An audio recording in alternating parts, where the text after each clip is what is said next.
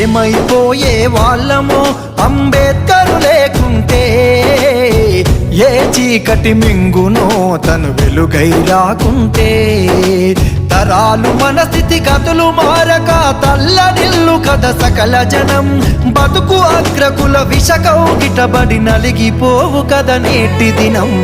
ఏమైపోయే వాళ్ళమో అంబేద్కరు లేకుంటే, ఏ చీకటి మింగునో తను వెలుగై రాకుంటే.